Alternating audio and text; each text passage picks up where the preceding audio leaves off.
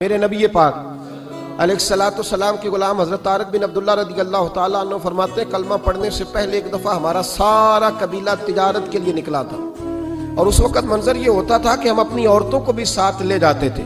6 مہینے سفر کرنا ہوتا تھا، اونٹ گھوڑے ہم بیچا کرتے تھے، عورتیں بھی ساتھ رہتی، کھاتے بھی پکاتے بھی۔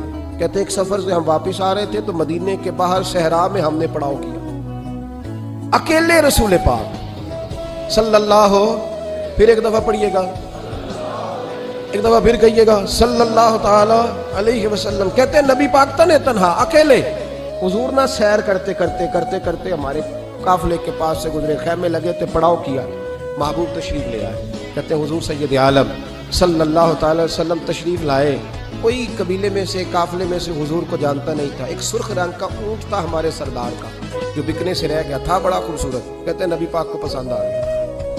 حضور پوچھنے لگے تم کون ہو؟ کہا جی مسافر ہے۔ کہاں سے آئے ہو؟ فلاں جگہ سے آئے ہیں۔ کس لیے آئے ہو؟ ہم تجارت کی غرض سے نکلے۔ اونٹ بیچو گے؟ بیچنا ہے۔ کتنے کا؟ سودا طے ہوا۔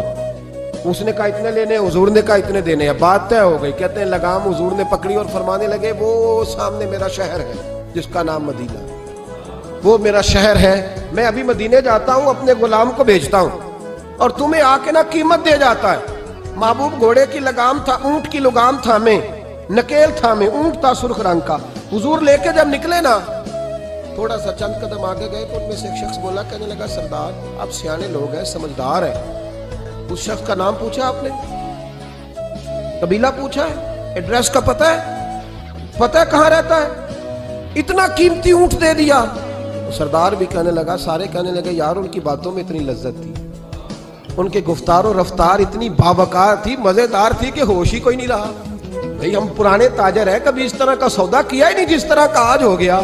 اوہو واقعی کچھ نہیں یاد رہا، کوئی سمجھ نہیں آئی۔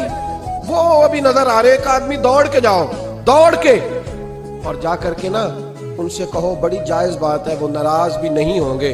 ان سے ایک شخص کہو کہ بھئی اونٹ دے جاؤ، پیسے لے آنا اور اپنا مال لے جانا، دوڑ کے جاؤ۔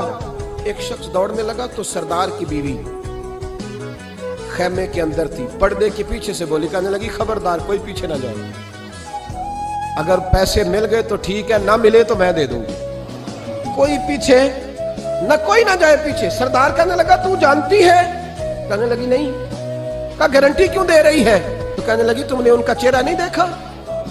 تم تو سودے کر رہے تھے، میں پردے کے پیچھے سے دیکھ رہی تھی۔ پیر مہر علی شاہ صاحب کو کسی نے کہا تھا نبی پاک کا حلیہ بیان کرے، بتائیں حضور کے کان مبارک کیسے تھے، آنکھیں کیسی تھی، ناک مبارک کیسی تھی، بینی مبارک